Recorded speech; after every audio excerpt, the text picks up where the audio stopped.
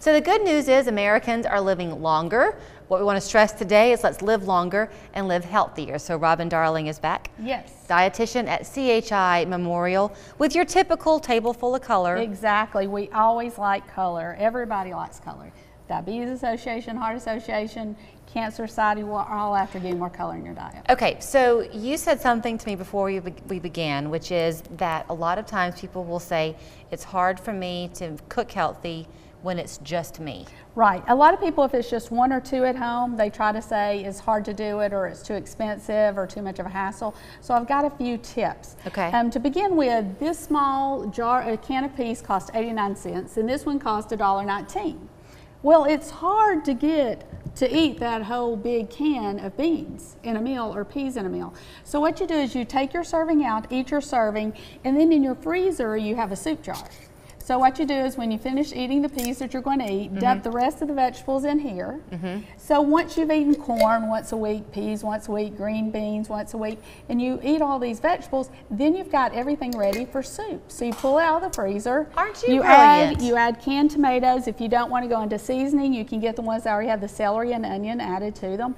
And then you just add that to it. If you want to add meat, you can, or you've just got soup right there. So for the extra 20 cents that you'll spend on this can, you're getting another part of a meal. Exactly, easily a part of a meal. Now let me ask you something. Certainly if you're going to use, make a soup, you're always going to go, I guess, for canned products. If you're choosing though nutritionally between canned and frozen, is there a difference? Well, there's usually less sodium in the frozen, especially if it's no sauce or no seasoning. So there's less sodium that way, but you can buy no added salt vegetables. Do you like that? So yes, that would be better to add the no added salt, and you can get no added salt tomatoes also, but that will actually help a little bit. Okay. The other thing to think about, as long as you're getting the vegetables in, we're more concerned with getting them in instead of always just, we want to be respectful, or I guess use our money well, or use our budget. Sure. So that's why we just do it this way. A lot of times it's easier.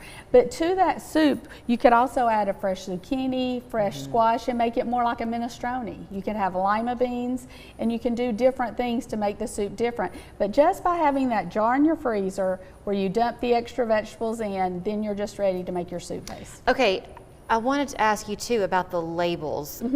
We didn't used to be label readers like we are now. So when you go to the grocery store, I think for a lot of us it can be very frustrating because you're there forever making sure you're getting the one that you want, right? Exactly. But did things always have as much sodium in them as they do now? When you see the less sodium label, is that what it used to be? No, less sodium just means less than what it originally did. It does not mean that it's low sodium. It just means less sodium, which is, I think about a third less is the rule. If it's got a third less sodium, it's considered lower sodium, but it's not no sodium or no added salt. What we're looking for is no added salt, and most of the vegetables have that as an option now, the no added salt. Okay, and what we're going for as a daily intake of sodium is about 1,800. That would be a good range. Okay. Now, you've got here a carrot in a jar. Are these radishes? They're beets. Those, you love beets. I'm always about the beets. I do not like beets.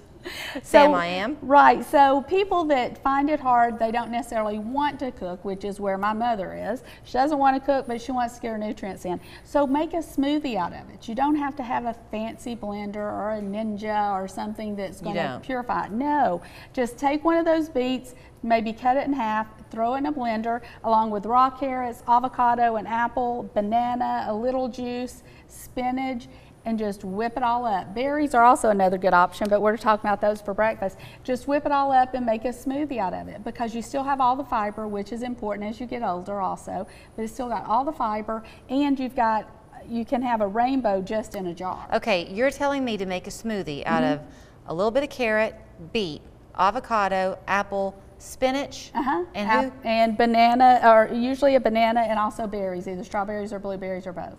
You may have to add just a little bit of fruit juice just to get it liquefied enough to start the process. And if you want to make it more frozen, you could use frozen berries, and that'll give it the icy texture. Yes, or you can make it in a jar, stick it in the freezer with your soup base, and then you just, when you want it, just pull it out and have it, because that will make quite a bit. It may make a a Okay. blender full. So then you've got several servings. And again, if you've had a slice of apple, what do you do with that one piece that's left? Even if it's brown, you can throw it in there. You can throw it in there. Okay. So you're good. What about breakfast items? Breakfast, yes. Breakfast is a good way to get us started in the morning. It's, you know, one of the best meals of the day because it breaks the fast. We want everybody to eat it. So here we have something simple. We've got oatmeal. Most people can cook oatmeal.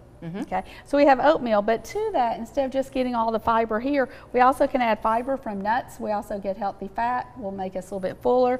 You can add dry fruit if you don't want to go buy the berries, because if they're not in season in the summer, they are expensive. But during this time, you can still do blueberries, strawberries on top of your oatmeal, or you can go with like a craisins or raisins, just to add a little bit more with the dried fruit. And for some reason, you have a mason jar behind that one too. Are we going to use that? No, you don't, but you can. Some people want to store the oatmeal and they'll cook it and then store it for the next day. So that way you can just store it for the next day. Have you ever made oatmeal in a crock pot? A lot of people do, and there's something called overnight oats, to where you make it and you just put the oatmeal in with, I think it was almond milk on the recipe and a few other things. You set it in the refrigerator overnight, so it's oatmeal, it's just not hot. And then you can just warm it up. Exactly. So saves you that extra time. Yes, it kind of sits and will absorb the moisture from it. So that's another way. You mentioned recipes. On y'all's website, you've got a lot of recipes, don't you, that people can access? CHI Memorial quite often will feature a recipe. So we also do some through the newspaper here, but they'll quite often feature recipes that are good, healthy choices. Also going to heart.org is a good place. And we're going to like the American Institute of Cancer Research, which is what we focus in on a little bit, or even More Matters. More Matters is a website that will give you all different recipes for all different fruits and vegetables. Just remember that you could take $10, go to the grocery store, buy things the right way, and you could get 2 or 3 meals, maybe even more out of that. Robin, thank you so much. You. She's Darling, just like her name. Robin Darling, the dietitian at CHI Memorial. We're back after this. Okay, thank you.